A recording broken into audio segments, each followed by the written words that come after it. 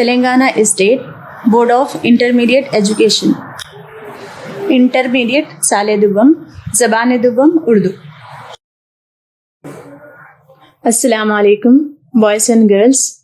آج ہم حصے نثر سے دوسرا سبق خاکہ نامدیو مالی پڑھتے ہیں.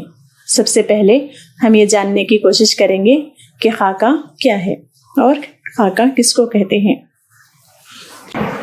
انسان کے جذبات و احساسات کا خوبصورت اظہار بیان ادب کہلاتا ہے.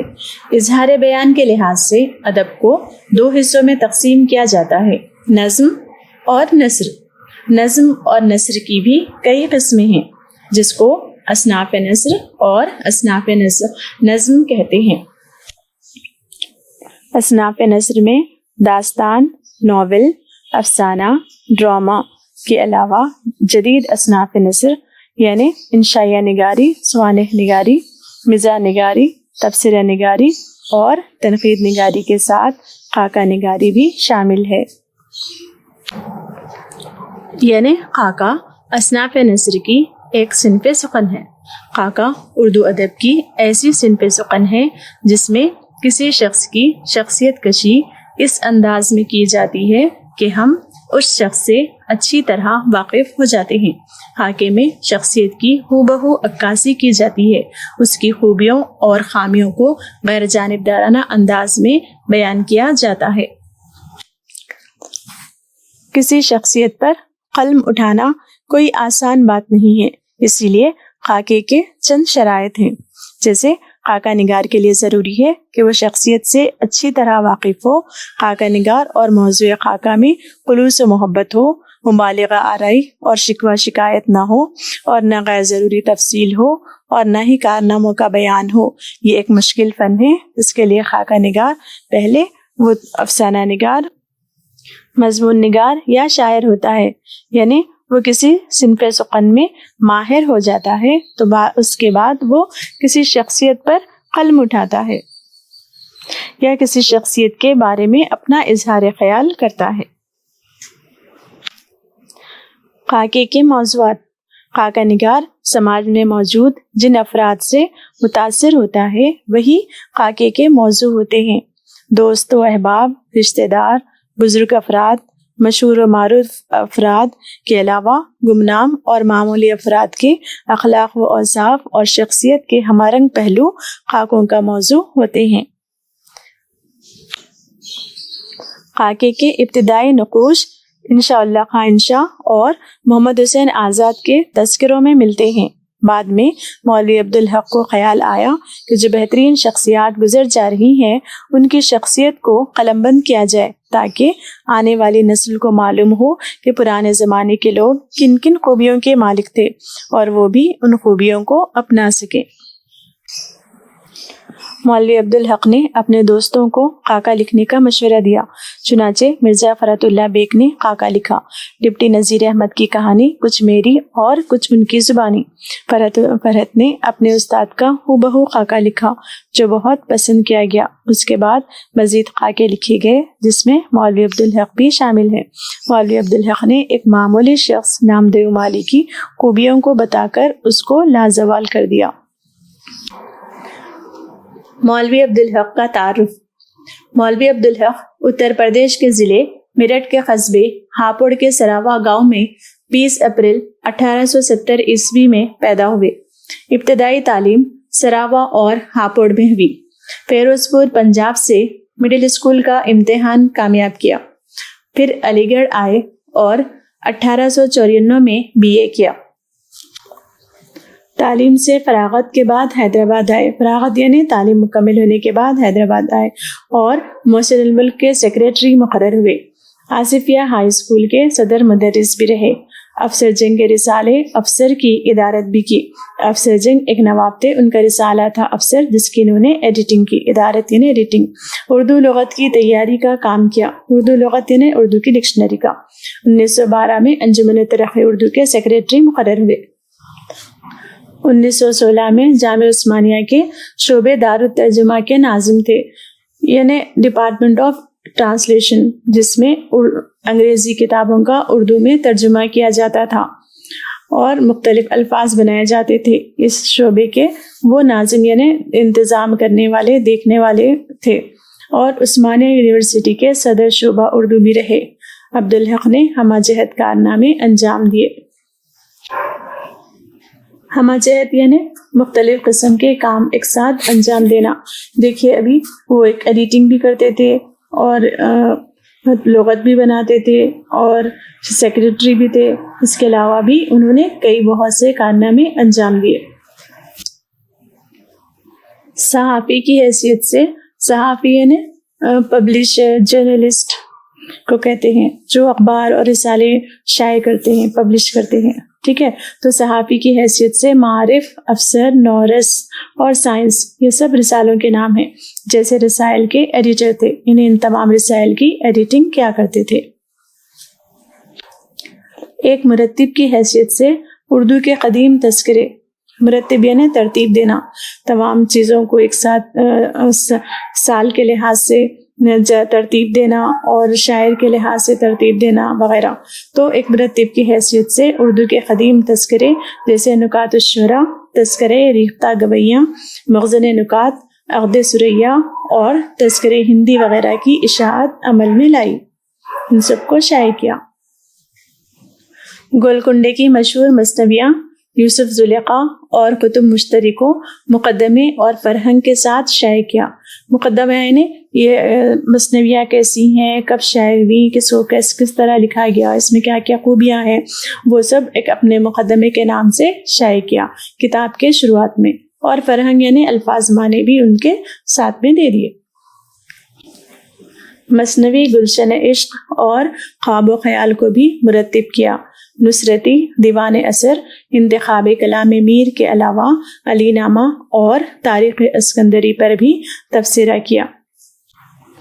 اردو کی نشو و نما میں صوفیہ کرام کا کام ان کی ایک اہم تحقیقی تصنیف ہے نا، کہ اردو کی ترقی میں صوفیہ کرام نے جو کارنامے انجام دیے، جو خدمات انجام دی، اس کی انہوں نے تحقیق کی اور اس کو ثابت کیا کہ صوفیہ کرام نے اردو کی ترقی میں اہم کردار ادا کیا ہے۔ ان کے شاگرد شیخ چاند نے مولوی عبدالحق کے خاکوں کو مرتب کر کے چند ہم اثر کے نام سے 1937 میں شائع کیا۔ اردو کے ایک محقق یعنی تحقیق کرنے والے، کھوجنے والے، تلاش کرنے والے، ریسرچر، اور ماہر دکنیات یعنی اردو کے ادب کو، خصوصاً دکن کے ادب کو ڈھونڈ کر نکالنا اور اس کو ترتیب دینا، شائع کرنا اور اس زبان کی اہمیت کو بتانا، اس کے الفاظ بتانا وغیرہ۔ قواعد نویس یعنی سب سے پہلی مرتبہ انہوں نے اردو کے قواعد بتائے۔ لغت نویس، لغت یعنی ڈکشنری، اردو میں ڈکشنری بنانے کا کام ایک اہم کام تھا جس کو مولوی عبدالحق نے انجام دیا۔ مرقع نگار یا خاکہ نگار دونوں ایک ہی لفظ ہیں، ایک ہی معنی ہیں دونوں کے، جس کے معنی ہیں اردو شخصیت کی ہو عکاسی۔ اور نقاد یعنی تنقید کرنے والے کو نقاد کہتے ہیں۔ تنقید کے معنی ہیں جانچنا، پرکھنا، یعنی کھرے اور کھوٹے میں تمیز کرنے کو تنقید کہتے ہیں۔ اردو کے ایک محقق، ماہر دکنیات، قواعد نویس، لغت نویس، مرقع یا خاکہ نگار اور نقاد کی حیثیت سے مولوی عبدالحق صاحب کی خدمات ناقابل فراموش یعنی کبھی نہ بھلائے جانے والی ہیں۔ انہوں نے انجمن ترقی اردو کے ذریعے اردو کی نایاب نہ ملنے والی قدیم کتابوں کی اشاعت کا سلسلہ شروع کیا اور ساری عمر اردو کی خدمت میں گزار دی۔ اسی لیے انہیں بابائے اردو کے خطاب سے نوازا گیا۔ انہوں نے اپنی ساری عمر اردو کی خدمت کے لیے وقف کر دی۔ اردو کے لیے انہوں نے بہت کارنامے انجام دیے، اسی لیے انہیں بابائے اردو کا خطاب دیا گیا۔ تقسیم ملک کے بعد 1948 عیسوی میں یعنی 1870 میں پیدا ہوئے، تو 1948 یعنی تقریباً 65 سال کے بعد انہوں نے پاکستان ہجرت کی اور 16 اگست 1961 عیسوی کو کینسر کے مرض میں مبتلا ہو کر وہیں انتقال کیا۔ انجمن ترقی اردو کے احاطے میں سپرد خاک ہوئے یعنی وہیں ان کی تدفین ہوئی، دفنائے گئے۔ مولوی عبدالحق نے نہ صرف اپنے اساتذہ، دوست احباب کے خاکے لکھے بلکہ معمولی افراد کو بھی اپنا موضوع بنایا۔ ان تمام اشخاص کی شخصیت سے وہ بہت متاثر تھے۔ انہوں نے نامدیو مالی کا خاکہ لکھ کر یہ بتایا کہ خوبیاں صرف نامور اور مشہور معروف شخصیات ہی کا حصہ نہیں ہوتی، بلکہ معمولی افراد بھی بہت ساری خوبیوں کے مالک ہوتے ہیں۔ مقبرہ رابعہ درانی کو بی بی کا مقبرہ بھی کہتے ہیں۔ رابعہ درانی کا اصل نام دلرس بانو بیگم تھا، جو مغلیہ بادشاہ اورنگزیب کی بیوی تھی۔ اورنگزیب نے مقبرے کو تاج محل کے طرز پر تعمیر کروایا، اسی لیے اس کو دکن کا تاج محل یا منی تاج محل بھی کہتے ہیں۔ بعد میں اورنگزیب کے بیٹے اعظم شاہ نے اس مقبرے کی تعمیر کی، یعنی جو کچھ بھی بچا کچا کام تھا وہ مکمل کیا اور باغ کو آراستہ و پیراستہ کیا۔ خاکہ نامدیو مالی، خاکہ نگار ہیں مولوی عبدالحق۔ نامدیو یعنی نامدیو ایک مالی کا نام ہے، مالی یعنی گارڈنر، باغ کی نگرانی کرنے والا، پانی ڈالنے والا، دیکھ بھال کرنے والا ہے نا، اس کو مالی کہتے ہیں، گارڈنر کہتے ہیں۔ مقبرہ رابعہ درانی اورنگ آباد، یعنی رابعہ درانی اورنگزیب کی بیوی تھی ہے نا، ان کا مقبرہ تھا وہاں اورنگ آباد میں، جس کو شہزادہ اعظم شاہ نے تعمیر کیا تھا۔ یہ مقبرہ تاج محل کے مقبرے کے مقابلے میں بنایا گیا تھا۔ نامدیو مقبرہ رابعہ درانی اورنگ آباد دکن کے باغ میں مالی تھا۔ قوموں کا امتیاز مصنوعی ہے اور رفتہ رفتہ نسلی ہو گیا، یعنی لوگوں نے قوموں اور نسلوں کو امتیازی یعنی اعلیٰ مقام دیا، جبکہ اعلیٰ مقام کے حامل لوگ نیک اور سچے ہوتے ہیں۔ چنانچہ مولوی عبدالحق کہتے ہیں کہ سچائی، نیکی، حسن کسی کی میراث نہیں۔ میراث یعنی یہ خوبیاں ایسی ہیں جو باپ دادا سے نہیں ملتی، بلکہ انسان کو اپنی محنت سے حاصل کرنا پڑتا ہے۔ یہ خوبیاں نیچی ذات والوں میں بھی ایسی ہی ہوتی ہیں جیسی اونچی ذات والوں میں۔ یہ خوبیاں سب لوگوں میں یکساں طور پر پائی جاتی ہیں، جو محنت کرتا ہے اس کو مل جاتی ہے۔ محنت کرنا یعنی سچ بولنا اور نیک کام کرنے کی مسلسل طور پر جستجو کرنا، اسی کی فکر میں رہنا، ٹھیک ہے۔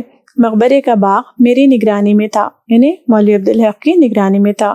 میرے رہنے کا مکان بھی باغ کے احاطے ہی میں تھا، یعنی اسی باغ میں ان کا مکان بھی تھا۔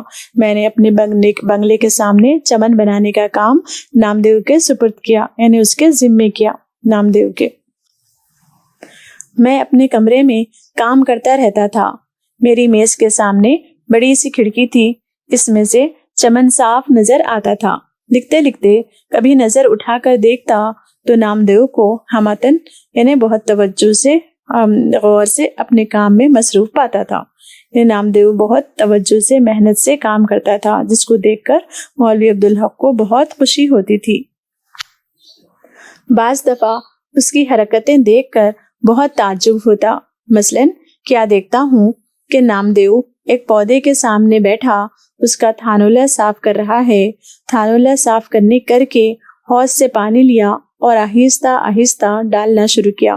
پانی ڈال کر ڈول درست کی اور ہر رخ سے پودے کو مڑ مڑ کر دیکھتا، پھر الٹے پاؤں پیچھے ہٹ کر اسے دیکھنے لگتا اور مسکراتا اور خوش ہوتا تھا۔ یہ دیکھ کر مجھے خوشی بھی ہوئی اور حیرت بھی۔ کام اسی وقت کام ہوتا ہے جب اس میں لذت آنے لگے۔ بے مزہ کام نہیں، بیگار ہے۔ اب مجھے اس سے دلچسپی ہونے لگی۔ مولوی عبدالحق کہتے ہیں کہ جو کام خوشی سے کیا جاتا ہے اس میں مزہ آتا ہے اور وہ کام فائدہ مند بھی ہوتا ہے، یہاں تک کہ بعض وقت اپنا کام چھوڑ کر اسے دیکھا کرتا، مگر اسے کچھ خبر نہ ہوتی کہ کوئی دیکھ رہا ہے یا اس کے آس پاس کیا ہو رہا ہے۔ وہ اپنے کام میں مگن رہتا۔ اس کے کوئی اولاد نہ تھی، وہ اپنے پودوں اور پیڑوں ہی کو اپنی اولاد سمجھتا تھا اور اولاد کی طرح ان کی پرورش اور نگہداشت کرتا۔ نگہداشت یعنی دیکھ بھال کرنا، تو پیڑ پودوں کی اپنے بچوں کی طرح دیکھ بھال اور پرورش کرتا۔ ان کو سرسبز اور شاداب دیکھ کر ایسے خوش ہوتا جیسے ماں اپنے بچوں کو دیکھ کر خوش ہوتی ہے۔ وہ ایک پودے کے پاس بیٹھتا، ان کو پیار کرتا، جھک جھک کے دیکھتا اور ایسا معلوم ہوتا ان سے چپکے چپکے باتیں کر رہا ہے۔ جیسے جیسے وہ بڑھتے اور پھلتے پھولتے اس کا دل بھی بڑھتا اور پھولتا تھا۔ ان کو توانا اور ٹانٹا یعنی مضبوط دیکھ کر اس کے چہرے پر خوشی کی لہر دوڑ جاتی۔ کبھی کسی پودے میں اتفاق سے کیڑ لگ جاتا یا کوئی روگ پیدا ہو جاتا تو اسے بڑی فکر ہوتی، بازار سے دوائیں لاتا، باغ کے داروغہ یا مجھ سے کہہ کر منگواتا، دن بھر اسی میں لگا رہتا اور اس پودے کی ایسی سیوا کرتا جیسے کوئی ہمدرد اور نیک دل ڈاکٹر اپنے عزیز بیمار کی کرتا ہے۔ اس کے لگائے ہوئے پودے ہمیشہ پروان چڑھے اور کبھی کوئی پیڑ ضائع نہ ہوا۔ باغوں میں رہتے رہتے اسے جڑی بوٹیوں کی بھی شناخت ہو گئی تھی، خاص کر بچوں کے علاج میں اسے بڑی مہارت تھی۔ دور دور سے لوگ اس کے پاس بچوں کے علاج کے لیے آتے تھے۔ وہ اپنے باغ ہی میں سے جڑی بوٹیاں لا کر بڑی شفقت اور غور سے ان کا علاج کرتا۔ کبھی کبھی دوسرے گاؤں والے بھی اسے علاج کے لیے بلا لے جاتے، بلا تعمل چلا جاتا، مفت علاج کرتا اور کبھی کسی سے کچھ نہیں لیتا۔ مولوی عبدالحق بتاتے ہیں کہ نامدیو مالی بہت محنت اور توجہ سے کام کرتا تھا۔ جڑی بوٹیوں کی اس کو شناخت بھی تھی، وہ اس سے بچوں کا علاج بھی کرتا تھا اور درختوں کو اپنے بچوں کی طرح نگہداشت کرتا تھا۔ اور آگے کہتے ہیں کہ وہ خود بھی بہت صاف رہتا تھا اور ایسا ہی چمن کو بھی رکھتا تھا، اس قدر صاف جیسے رسوئی گھر کا چوکھا۔ کیا مجال جو کہیں گھاس پھوس یا کنکر پتھر پڑا رہے، روشیں باقاعدہ، روش یعنی چمن میں چلنے کا راستہ، تھانولا درست یعنی تھانولا یعنی پانی ڈالنے کی جگہ، جو دائرہ بنا ہوتا ہے وہ، سنچائی اور شاخوں کی کاٹ چھانٹ، سنچائی یعنی پانی ڈالنا اور جھاڑوں کو وقت پر کاٹنا، اچھی طرح رکھنا، جھاڑنا بہارنا صبح روزانہ، غرض سارے چمن کو آئینہ بنا رکھا تھا۔ اس نے بڑی محنت اور توجہ سے چمن کو صاف ستھرا بہت ہی اچھی طرح آئینے کی طرح بنا کر رکھا تھا۔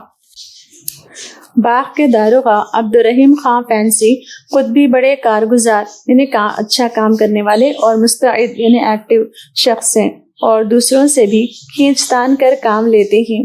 اکثر مالیوں کو ڈانٹ ڈپٹ کرنی پڑتی ہے، ورنہ ذرا بھی نگرانی میں ڈھیل ہوئی ہاتھ پر ہاتھ رکھ کر بیٹھ گئے یا بیڑی پینے یا لگے یا سائے میں جا لیٹے۔ عام طور پر انسان فطرتاً کاہل اور کامچور واقع ہوا ہے۔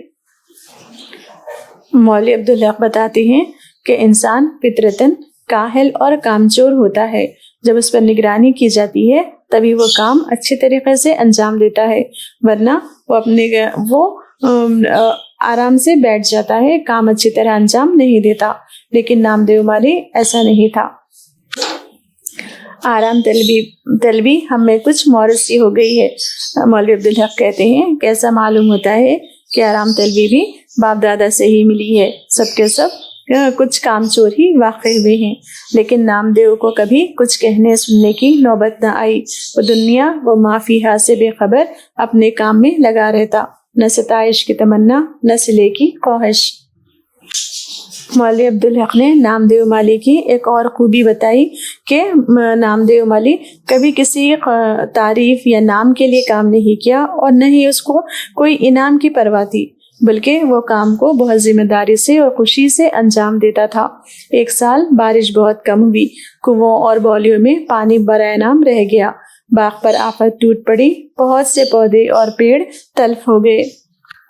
جو بچ رہے وہ ایسے نڈھال اور مرجھائے ہوئے تھے جیسے دق کے بیمار، لیکن نامدیو کا چمن ہرا بھرا تھا اور وہ دور دور سے ایک ایک گھڑا پانی کا سر پر اٹھا کے لاتا اور پودوں کو سینچتا یعنی پانی دیتا۔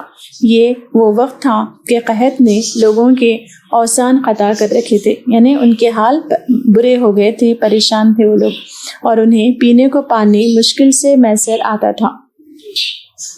مگر یہ خدا کا بندہ کہیں نہ کہیں سے لے ہی آتا اور اپنے پودوں کی پیاس بجھاتا۔ جب پانی کی قلت اور بڑھی تو اس نے راتوں کو بھی پانی ڈھو ڈھو کے لانا شروع کیا۔ یوں سمجھیے کہ آدھا پانی اور آدھی کیچڑ ہوتی تھی، لیکن یہی گدلا پانی پودوں کے حق میں آب حیات تھا، یعنی ان کی زندگی کا پانی تھا۔ آب یعنی پانی، حیات یعنی زندگی، زندگی دینے والا پانی تھا، یعنی وہ گدلا پانی ہی انہیں زندگی دیتا تھا۔ میں نے اس بے مثل کارگزاری پر، یعنی ایسے کام پر جس کی کوئی مثال ہی نہ ہو، پر اسے انعام دینا چاہا تو اس نے لینے سے انکار کر دیا۔ شاید اس کا کہنا ٹھیک تھا کہ اپنے بچوں کے پالنے پوسنے میں کوئی انعام کا مستحق نہیں ہوتا، کیسی ہی تنگی توشی ہو تو وہ ہر حال میں کرنا ہی پڑتا ہے۔ جب اعلی حضرت حضور نظام کو اورنگ آباد کی خوشگوار آب و ہوا میں باغ لگانے کا خیال ہوا تو یہ کام ڈاکٹر سید سراج الحسن نواب سراج یار جنگ بہادر ناظم تعلیمات کے تفویض ہوا، یعنی ذمے ہوا۔ ڈاکٹر صاحب کا ذوق باغبانی مشہور تھا۔ مقبرہ رابعہ درانی اور اس کا باغ، جو اپنی تربیت و تعمیر کے اعتبار سے مغلیہ باغ کا بہترین نمونہ ہے، مدت سے ویران اور سنسان پڑا تھا، وحشی جانوروں کا مسکن تھا اور جھاڑ جھنکار سے پٹا پڑا تھا۔ آج ڈاکٹر صاحب کی بدولت سرسبز، شاداب اور آباد نظر آتا ہے۔ اب دور دور سے لوگ اسے دیکھنے آتے اور سیر و تفریح سے محظوظ ہوتے، یعنی لطف اندوز ہوتے۔ کون سے باغ کو دیکھنے آتے؟ مقبرہ رابعہ درانی کے باغ کو دیکھنے کے لیے لوگ دور دور سے آتے، جس کو ڈاکٹر سراج الحسن نے بڑی محنت سے بہت ہی خوبصورت بنایا تھا۔ ڈاکٹر صاحب کو آدمی پرکھنے میں بھی کمال تھا۔ وہ نامدیو کے بڑے قدردان تھے۔ اسے مقبرے سے شاہی باغ لے گئے۔ شاہی باغ آخر شاہی باغ تھا۔ کئی نگران کار اور 20 مالی، اور مالی بھی کیسے کیسے، ٹوکیو سے جاپانی، تہران سے ایرانی اور شام سے شامی آئے تھے۔ ان کے بڑے ٹھاٹ تھے۔ یہ ڈاکٹر صاحب کی اپج تھی، یعنی ان کی محنت اور کوشش تھی کہ بہت اچھے مالیوں کو ڈھونڈ کر انہوں نے شاہی باغ کے لیے منتخب کیا تھا یا مقرر کیا تھا۔ وہ شاہی باغ کو حقیقت میں شاہی باغ بنانا چاہتے تھے۔ یہاں بھی نامدیو کا وہی رنگ تھا۔ اس نے نہ فن باغبانی کی تعلیم پائی تھی اور نہ اس کے پاس کوئی صنعت یا ڈپلومہ تھا، البتہ کام کی دھن تھی، کام سے سچا لگاؤ تھا اور اسی میں اس کی جیت تھی۔ شاہی باغ میں بھی اسی کا کام مہا کاج رہا، یعنی اسی نے ہی بہت زیادہ محنت کی اور کام کیا۔ دوسرے مالی لڑتے جھگڑتے، سیندھی شراب پیتے، یہ نہ کسی سے لڑتا جھگڑتا، نہ سیندھی شراب پیتا، یہاں تک کہ کبھی بیڑی تک نہ پی۔ بس یہ تھا اور اس کا کام۔ ایک دن نہ معلوم کیا بات ہوئی کہ شہد کی مکھیوں کی یورش ہوئی، یعنی حملہ ہوا۔ سب مالی بھاگ بھاگ کر چھپ گئے۔ نامدیو کو خبر بھی نہ ہوئی کہ کیا ہو رہا ہے۔ وہ برابر اپنے کام میں لگا رہا۔ اسے کیا معلوم تھا کہ قضا یعنی موت اس کے سر پر کھیل رہی ہے۔ مکھیوں کا غضبناک جھلڑ یعنی جھنڈ اس غریب پر ٹوٹ پڑا۔ اتنا کاٹا کہ بے دم ہو گیا۔ آخر اسی میں جان دے دی۔ میں کہتا ہوں کہ اسے شہادت نصیب ہوئی۔ وہ بہت سادہ مزاج، بھولا بھالا اور منکسر المزاج تھا، یعنی سب سے مل جل کر رہنے والا تھا۔ اس کے چہرے پر بشاشت اور لبوں پر مسکراہٹ کھیلتی رہتی تھی، یعنی وہ فریش دکھائی دیتا تھا، وہ ہمیشہ ہنستا مسکراتا رہتا تھا۔ چھوٹے بڑے ہر ایک سے جھک کر ملتا، غریب تھا اور تنخواہ بھی کم تھی، اس پر بھی اپنے بھائیوں کی بساط سے بڑھ کر یعنی اپنی حیثیت سے بڑھ کر مدد کرتا رہتا تھا۔ کام سے عشق تھا۔ آخر کار کام کرتے کرتے ہی اس دنیا سے رخصت ہو گیا۔ گرمی ہو یا جاڑا، دھوپ ہو یا سایہ، وہ دن رات برابر کام کرتا رہا، یعنی اس نے کبھی بہانے نہیں بنائے بلکہ ہمیشہ ہر حالت میں کام کرتا رہا۔ اسے کبھی یہ خیال نہ آیا کہ میں بہت کام کرتا ہوں یا میرا کام دوسروں سے بہتر ہے۔ ہے نا. انسان جہاں کچھ کام کرنے لگتا ہے یا وہ کچھ اچھا کام کرتا ہے تو دوسروں سے اپنے آپ کو بہت اچھا خیال کرتا ہے اور دوسروں کو کم سمجھنے لگتا ہے. اس میں یہ عادت نہیں تھی، اس لیے اسے اپنے کام پر فخر تھا نہ غرور. وہ یہ باتیں جانتا ہی نہ تھا. اسے کسی سے بیر تھا نہ جلاپا. وہ سب کو اچھا سمجھتا تھا اور سب سے محبت کرتا تھا. وہ غریبوں کی مدد کرتا، وقت پر کام آتا، آدمیوں، جانوروں اور پودوں کی خدمت کرتا تھا. یعنی بہت ہی اچھی خوبیوں کا صاف نیک دل انسان تھا. لیکن اس کو کبھی احساس نہ ہوا کہ وہ کوئی نیک کام کر رہا ہے. یعنی اچھے کام کرنے کی اس کو عادت تھی. نیکی اس وقت تک نیکی ہے جب تک آدمی کو یہ نہ معلوم ہو کہ وہ کوئی نیک کام کر رہا ہے. جہاں اس نے یہ سمجھنا شروع کیا نیکی نیکی نہیں رہتی. جب کبھی مجھے نامدیو کا خیال آتا تو میں سمجھتا ہوں کہ نیکی کیا ہے اور بڑا آدمی کسے کہتے ہیں.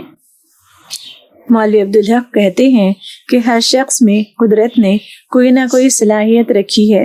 اس صلاحیت کو درجے کمال تک پہنچانے میں ساری نیکی اور بڑائی ہے. درجے کمال تک نہ کوئی پہنچا ہے نہ پہنچ سکتا ہے، لیکن وہاں تک پہنچنے کی کوشش ہی میں انسان بنتا ہے. یہ سمجھو کندن ہو جاتا ہے. حساب کے دن جب اعمال کی جانچ پڑتال ہوگی، خدا یہ نہیں پوچھے گا کہ تو نے کتنی اور کس کی پوجا پاٹیاں عبادت کی. وہ کسی کی عبادت کا محتاج نہیں. وہ پوچھے گا تو یہ پوچھے گا کہ میں نے جو استطاعت یعنی جو صلاحیت تجھ میں بدیت کی تھی، یعنی تجھ کو عطا کی تھی، اسے کمال تک پہنچانے اور اس سے کام لینے میں تو نے کیا کیا اور خلق اللہ کو اس سے کیا فیض پہنچایا. اگر نیکی اور بڑائی کا یہ معیار ہے تو نامدیو مالی نیک بھی تھا اور بڑا بھی تھا تو ذات کا دھیڑ پر اچھے شریفوں سے زیادہ شریف تھا. مولوی عبدالحق نے نامدیو مالی کی پیشہ ورانہ خوبیاں، ظاہری خوبیاں اور باطنی خوبیوں کا ذکر کیا ہے. پیشہ ورانہ خوبیاں یعنی وہ مالی تھا تو اس کو اپنے کام سے عشق تھا. وہ کام دل لگا کر کرتا تھا، محبت، محنت، خوشی سے کرتا تھا، وقت پر کرتا تھا، ہر حال میں کرتا تھا اور کام کے لیے مشقت اٹھاتا تھا، رات بھر بھی کام کرتا تھا. اور اس کی باطنی خوبیاں یہ تھی کہ وہ لوگوں کی مدد کرتا تھا اور بچوں کا علاج کرتا تھا، لوگوں سے محبت کرتا تھا، مل جل کر رہتا تھا، لڑائی جھگڑے نہیں کرتا تھا، جھک کر ملتا تھا، عاجزی ان کے ساری تھی. اور اس کی باطنی خوبیاں یہ تھی کہ وہ کسی سے جلتا نہیں تھا اور اپنے آپ کو بہتر خیال نہیں کرتا تھا اور اپنا مقابلہ لوگوں سے نہیں کرتا تھا اور وہ بہت اچھا انسان تھا.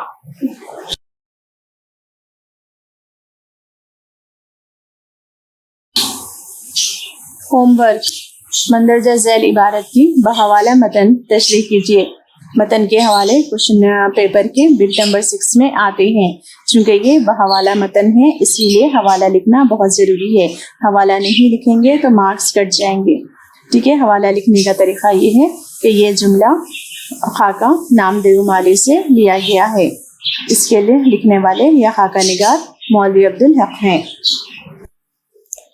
اس کے بعد 3 لائن میں متن کی تشریح کیجیے.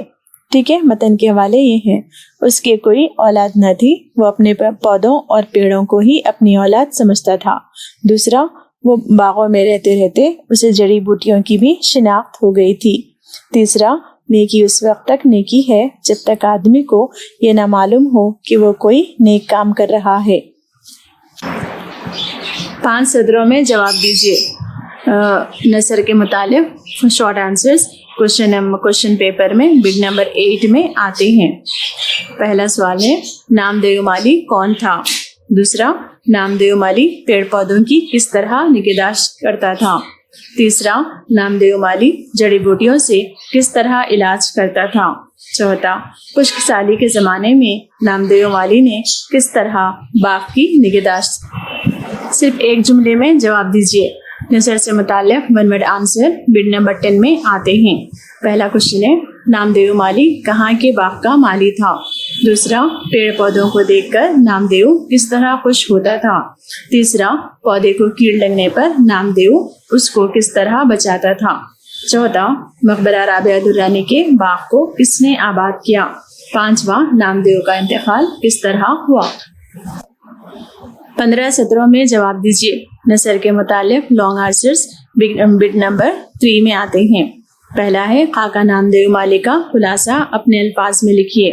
دوسرا، نامدیو مالی کن کن خوبیوں کا مالک تھا؟ مولوی عبدالحق کی خاکہ نگاری پر نوٹ لکھیے، یا مولوی عبدالحق کے بارے میں آپ کیا جانتے ہیں؟